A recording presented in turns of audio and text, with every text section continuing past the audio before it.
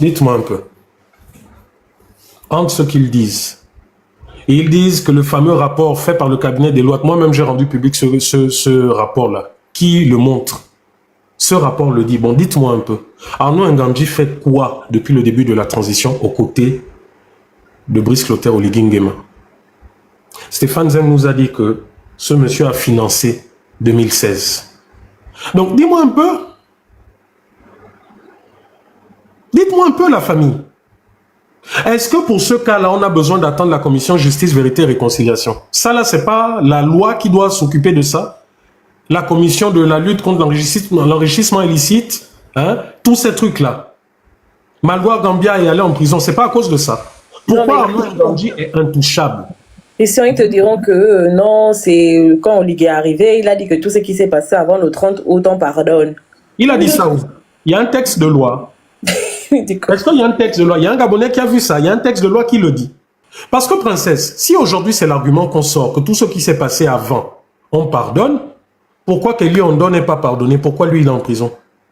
Pourquoi certains qui ont été induits en erreur par Stéphane Zen, pourquoi jusqu'à aujourd'hui, ces gens-là, on paye le prix fort? Je vous le dis, il y a des gens au Gabon qui payent le prix fort de Stéphane, Laurence et beaucoup de gens. Pourquoi ces gens-là, on ne leur a pas pardonné? Surtout pourquoi Sylvia, Ali Bongo, bon, enfin Ali Bongo n'est pas inquiété, pourquoi Sylvia et Noureddin ne rentrent pas dans cette grâce-là? C'est ça. Pourquoi? Pourquoi c'est eux qui doivent être poursuivis sans que Arnaud Ngandji qui a financé 2016 ne soit poursuivi? Parce que souvenons-nous que 2016 c'est l'année qui est restée la plus marquée dans l'esprit des Gabonais. Donc quand on apprend que Arnaud, de la bouche de Stéphane Zen, que c'est Arnaud Ngandji qui a financé, d'abord c'est bien, vous êtes des petits mythos en fait. Vous êtes des petits menteurs. Vous racontiez des bobards pour embobiner la tête des Gabonais.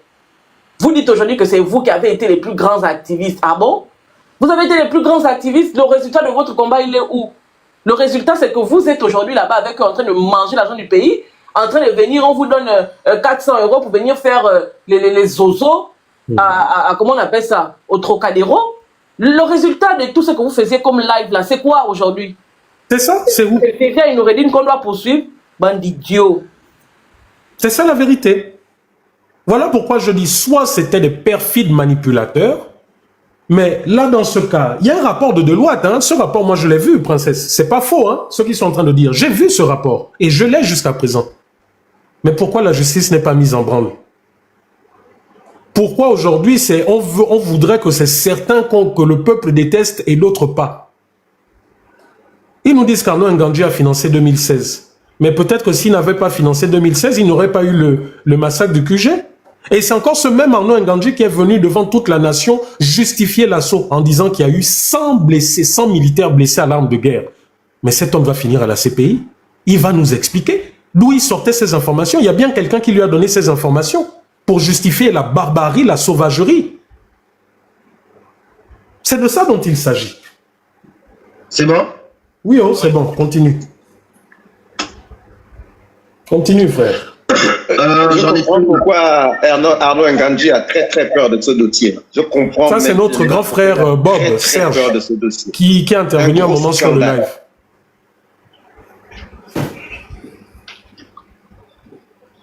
Voilà. Donc, je disais que vous avez vous-même vu que dans les décrets de création, tous les titres sont détenus à 100% par l'État gabonais.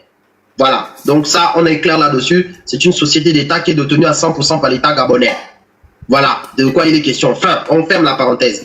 On revient maintenant en 2022, ils se rendent compte qu'on fait le boucan. Ils viennent rajouter société anonyme en bas. Juste pour dire que bon, ça va justifier le fait que certains d'entre nous, on est allé se rajouter alors que normalement, on n'était pas dans les statuts. Personne n'avait la propriété des actions de la SNHG. Personne. Je vous ai montré, ce n'est pas discutable. Bon, maintenant, on revient maintenant. Donc, du coup, on avance dans le temps. Quand Arnaud Ngandji se rend compte qu'à Combessier out, c'est là qu'il commence maintenant à faire la plus grande de ses marmailles. Donc, il commande des choses à gauche, il commande des choses à droite. Je peux vous montrer, on va le faire dans une troisième émission peut-être maintenant, les frappes qu'il va laisser. C'est-à-dire, par exemple, il crée la société qui va fabriquer les panneaux solaires, il commande carrément le le matos qui arrive est inutilisable pour la fabrication des panneaux solaires. Est-ce que c'est la responsabilité de la GOG de fabriquer les panneaux solaires au Gabon? Non. Donc, en fait, il crée une société. Ensuite, il va chercher un sous-traitant qui va normalement travailler pour le compte de cette société pour fabriquer les panneaux solaires. Sauf que le matériel qu'on commande, il n'est pas bon, les machines ne sont pas bonnes, mais l'argent sort. On se retrouve avec une dette de 3-4 milliards de quelque chose qui n'a même jamais existé. La filiale est donc out, mais l'argent est sorti, les salaires ont été payés, etc. etc. L'argent sort pour le bénéfice de qui? De lui-même et de ses proches. Il a fait ça pour beaucoup de filiales de la GOG. On crée des dépenses, on justifie les frappes. On crée des dépenses, on justifie les frappes. Et il y a un rapport de Ernst Young, la société qui est gérée par le juriste de Sylvia, qui s'appelle Watremez. Watremez il est au conseil d'administration de Ruban Vert, l'école de Sylvia. Si vous tapez Watremez, c'est le PDG de Ernst Young Gabon. Il a fait un audit piloté, commandité par Sylvia sur la GOG.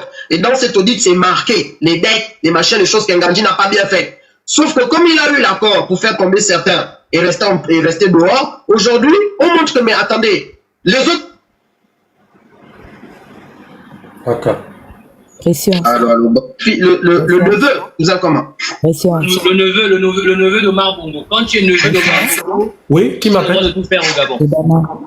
Voilà. En tout cas, voilà un peu... Oui, Dana. En fait, tu sais, en écoutant, comme j'ai dit, moi, j'écoutais pas ce gars-là. Je n'écoutais pas, j'avais déjà tiré radicalement une décision. Mais en écoutant, je me rends compte que ce dont il parle là, en fait, c'est c'est des gens qui l'ont envoyé parler de ça. Et Stéphane, en venant nous donner des coups, il ne se rend même pas compte qu'il va emmener les autres avec lui, c'est Lokoumé. Exactement. Parce qu'il n'a jamais travaillé dans ces administrations-là. Les informations, il les tire de qui? Personne n'est bête, en fait. J'ai compris que c'était des lives orientés par rapport à certaines personnes.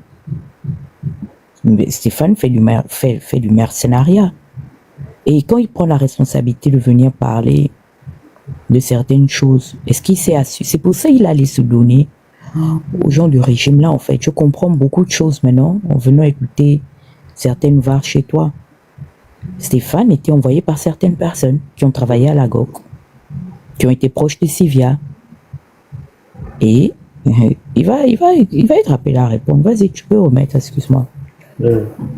Donc j'ai avancé, je vais aller sur autre chose. Attends, sur le 2, le 3. Je vais aller sur quoi? Parce qu'il y a des choses encore beaucoup plus graves. Stéphane a mis en place des... Enfin, non, ça, je garde ça pour plus tard. Tellement c'est... Vous vous rappelez que Stéphane porte plainte à Princesse pour harcèlement.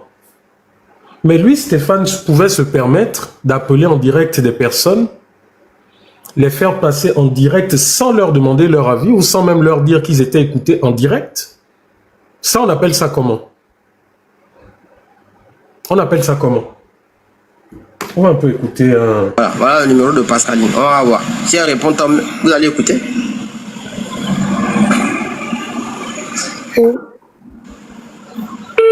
Voilà, ça sonne. On va voir. Mieux.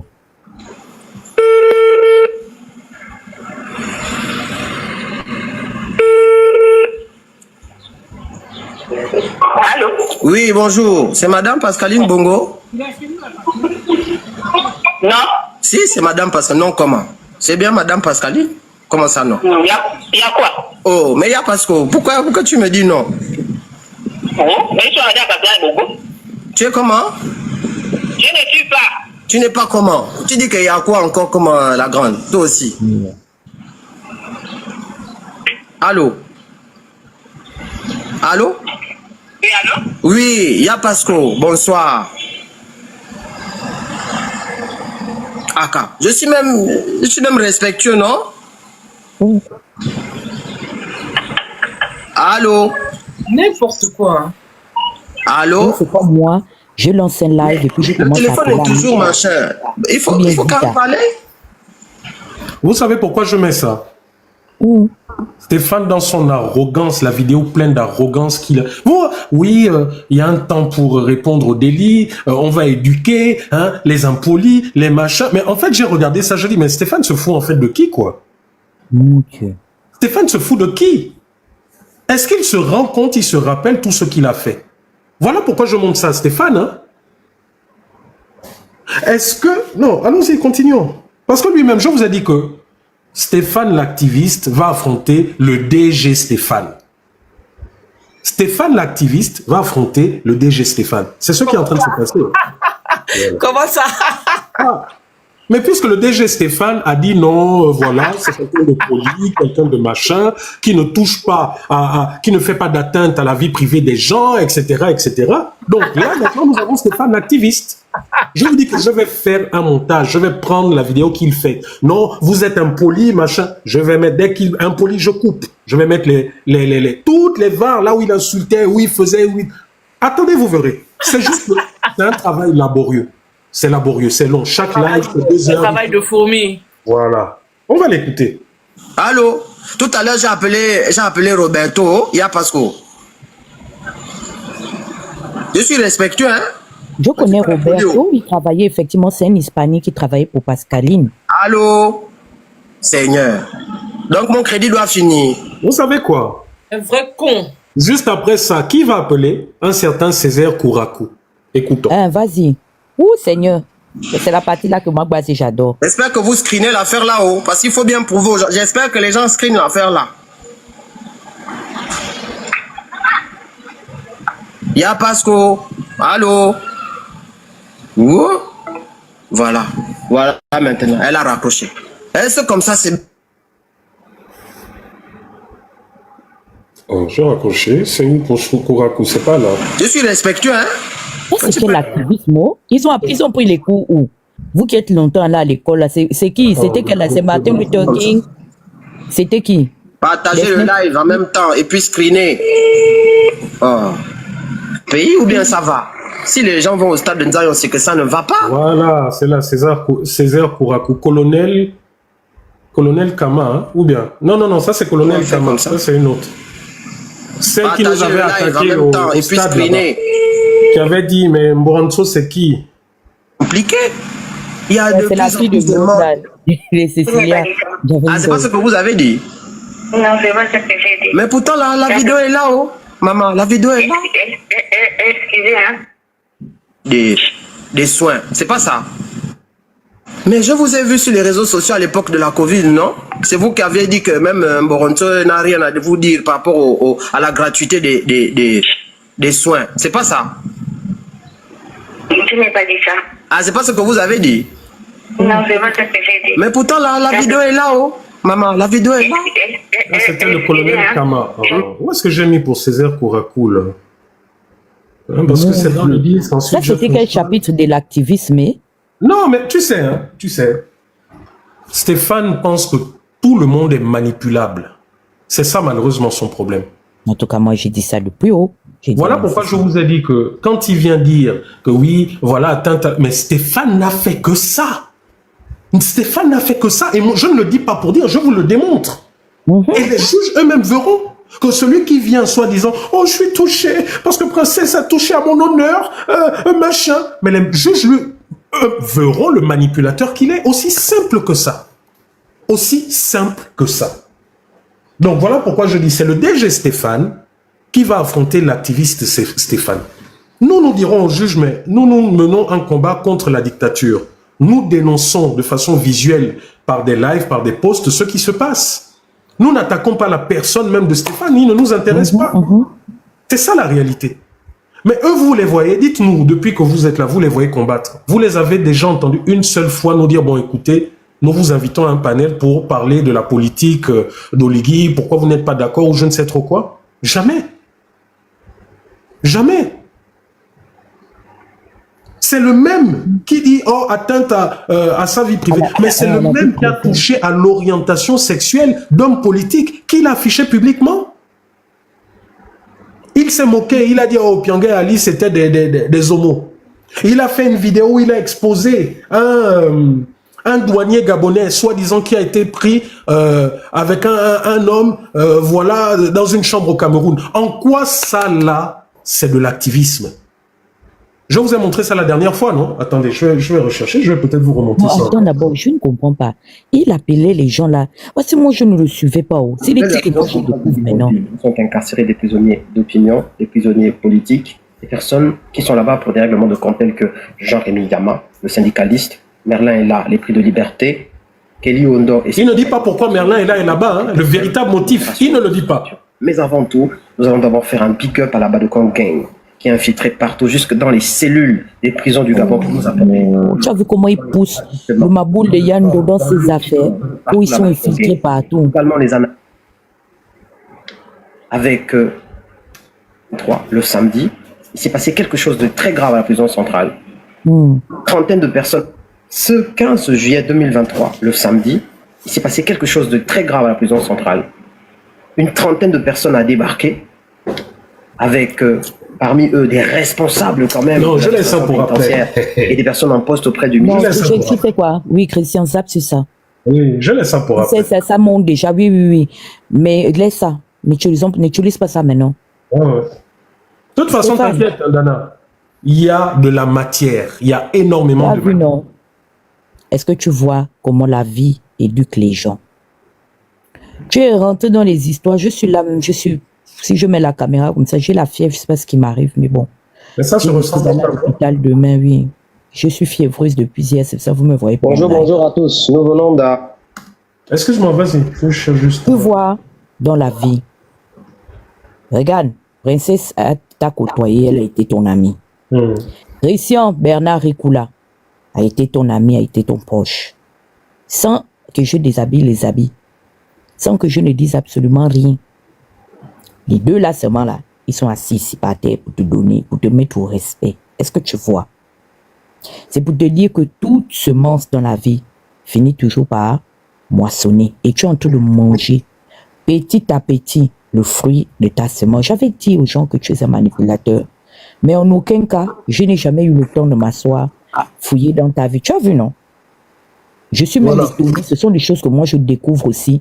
Avec les Gabonais, comme si je viens d'arriver sur Internet, tellement je suis choqué.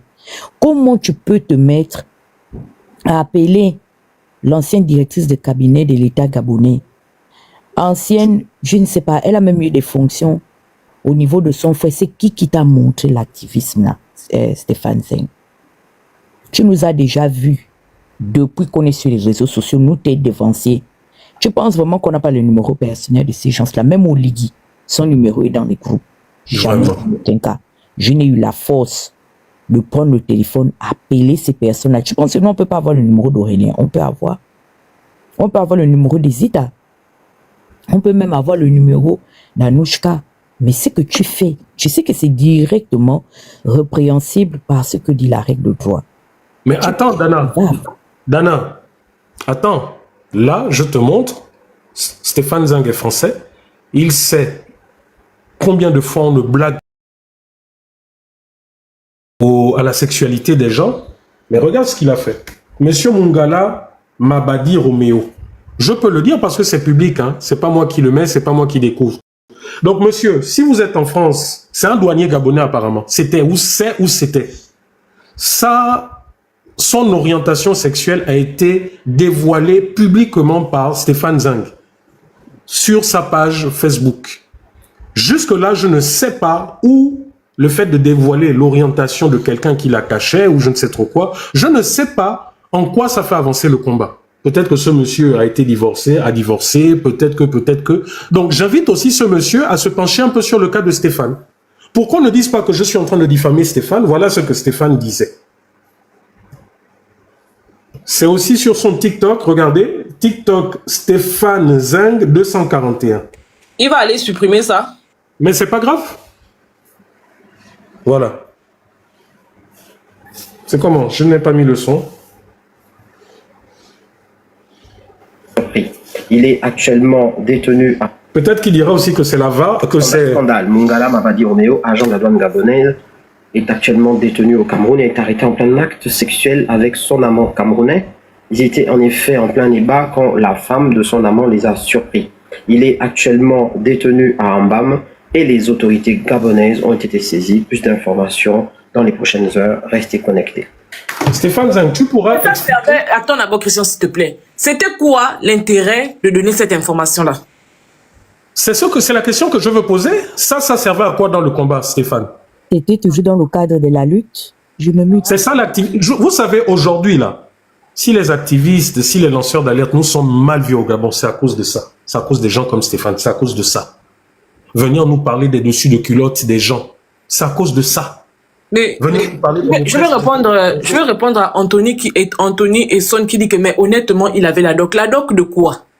Il avait la doc de quoi? Vous pensez que quand nous, on est assis là, on ne connaît pas la vie, même la vie intime d'Oligui. Vous pensez ça? Vous pensez que dans le Gabon là, Oligui est parti marier une femme à la coutume, Oligui a fait comme ça, Oligui a fait ceci, Oligui a telle copine ici en France ou bien quoi? Vous pensez qu'on n'est pas au courant de ça? Ça nous avance à quoi de parler de ça? Et c'est le reproche qu'il nous fait, alors que nous, on ne parle jamais de l'intimité d'Oligui. Si on parle de Zita, mais Zita est première dame. On a le droit de parler des Zita, puisque elle est financée, ses fondations sont financées par l'argent du contribuable gabonais. Mais c'est tout à fait normal qu'on se pose la question de savoir ce qu'elle fait de l'argent qu'elle perçoit chaque année, 6 milliards. Mais ça nous avantage en quoi de venir dire que Oligui a par exemple une copine à Malabo, ou bien qu'il a une autre copine ici en France, ou bien qu'il a ses petites belles-sœurs qu'il avait reçues lorsqu'ils sont venus à leur premier voyage en touriste là, ou quand ils étaient venus faire le tourisme là, et qu'il leur avait donné 3 000 € ou 5 000 €. Ça nous intéresse en quoi? De venir raconter les histoires en dessous de la culotte d'Oligui. Mais c'est l'activisme qu'il faisait. La preuve est là. Vous parlez de doc, quel doc? Sur la vie privée des gens. Et c'est ce qu'ils font. Ils créent des fausses pages pour aller parler de la vie privée des gens. Oh, princesse de Souba, aller dans les ministères, Ntoumaye avec les ministres, oh, etc., etc. Ça apporte quoi au quotidien des Gabonais de savoir que princesse de Souba est une chalasse, en fait?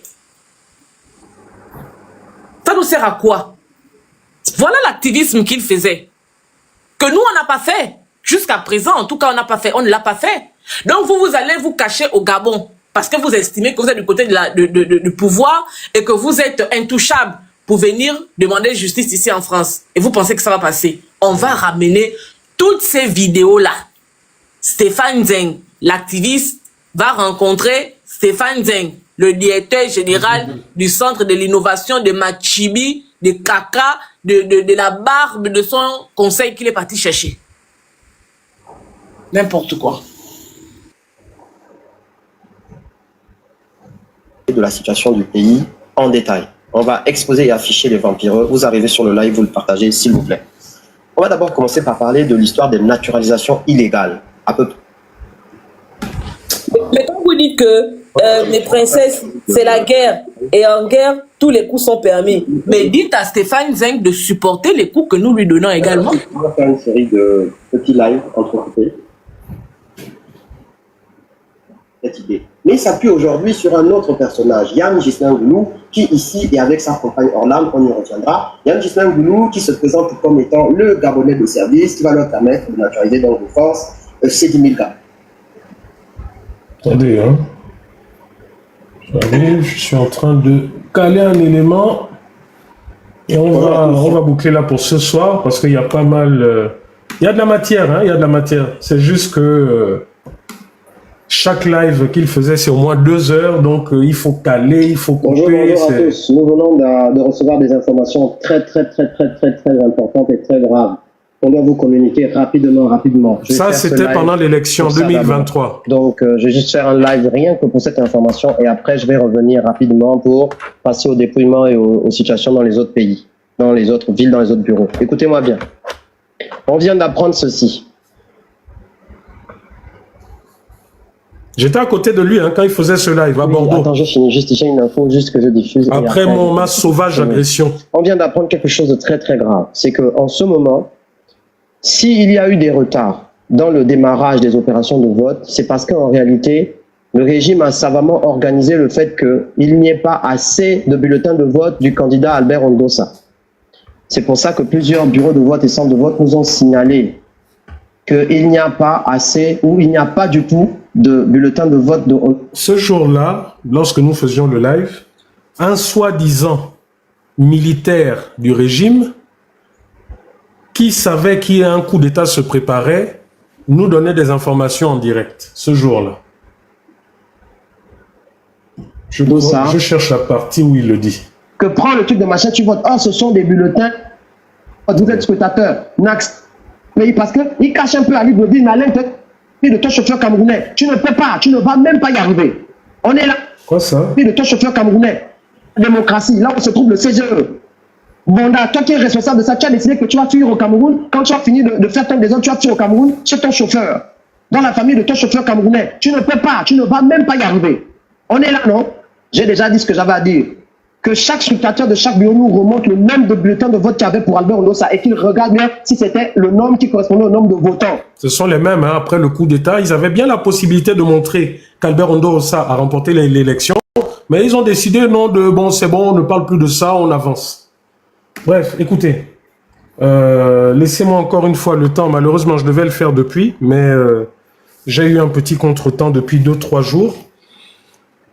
Dès demain, vous allez voir les condensés de quelques-unes de ces vidéos, hein, non pas dans le but, de diffamer Stéphane, mais dans le but de montrer le combat qu'il prétend dès qu'il menait. Comme ça, vous pourrez comparer entre hier et aujourd'hui. Voilà. Pat Collins, le dessin a été vendu. Mais j'ai aussi ça, attends, c'est où? Avec Pat Collins, où il parle même de Pat Collins et tout. C'est... Attends, laisse-moi rapidement retrouver ça.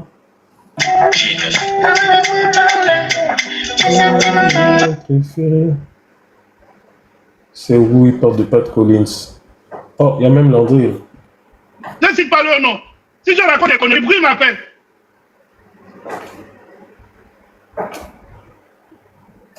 Je suis dans mes non? On m'envoie le lien. On m'envoie un lien.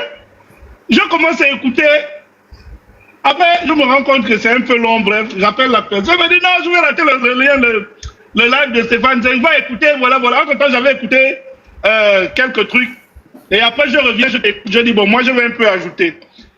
En fait, tout ce qui se dit là, tout ce que vous, le peu que j'ai écouté, je crois que si on regarde mes lives, il n'y a rien de nouveau. Comme tu as dit tout à l'heure, par rapport, non? Hein? Le par rapport, que là où Ali Bongo, là je connais où il est. Il a dit que tout ce qui se dit là, même qu'il devient fou. J'étais le dernier truc que tu as dit là tout à l'heure, qui délire. Tout ça là, on a ces infos. Moi, je leur ai dit que, oh, l'autre il y a 4 ministres qui m'ont appelé, je ne vais pas citer leur nom. 4 m'ont appelé. Je ne cite pas leur nom. Si je raconte des conneries, Bruy m'appelle. Tu vois non? Donc, c'est dire que, réellement, Stéphane, il y a 2 personnes actuellement qui maintiennent ça. Parce que les bêtas, je le dis, ce sont nos frères PDG, c'est des Gabonais. Mais ils sont idiots, ils ne voient pas comment on est en train de les dribbler. C'est Sylvia Bongo et Ouseni. Les 2 qui maintiennent ça dans un seul but. Ils savent que leur rejetons Noureddin. La France ne veut pas personne, ni les Gabonais, ni personne. Ça ne passera pas. Ils sont dans la logique de gagner un jour. Et les idiots pédégistes qui maintiennent, qui soutiennent nos frères gabonais, les maboules, ils ne voient pas qu'on est en train... Ali Bongo est inapte. Je parle aujourd'hui avec les domestiques d'Ali et de Sylvia. Je parle avec les gens les plus proches qui sont dans la chambre d'Ali, je le dis. Vous entendez? Comment Landry Amiang peut nous dire avec certitude qu'ils avaient toutes les preuves que Ali Bongo était inapte, etc., les domestiques. Si lui, Landry, avait toutes ces preuves, Oligui n'avait pas ces preuves. Tous les ministres n'avaient pas ces preuves. Mais donc, comment Sylvia a fait pour piller le pays? Quelle est la puissance, la force que Sylvia avait face à toute une armée? En fait, moi, je veux qu'on m'explique comment c'est humainement possible qu'une femme, petit corps, avec son enfant, petit corps, avec les Océnies, ont pu mettre au pas Oligui toute une dizaine, des centaines de généraux, de hauts gradés, de ceci. Moi, je veux qu'on m'explique en fait comment c'est humainement possible. Expliquez-moi. La manipulation. c'est parce que la vérité dans ce système, tous gagnaient du fait qu'Ali Bongo, selon ce qu'ils disent, était has-been. Chacun mangeait là où il était. La seule différence, c'est qu'à un moment, Sylvia, Noureddine, ont mangé, ou du moins, excusez-moi du terme, mais ont pété plus haut. Ça dérangeait Troisième. Ça dérangeait tout le système et le système a décidé de les sauter. Voilà la vérité. Il n'y a jamais eu de coup d'État.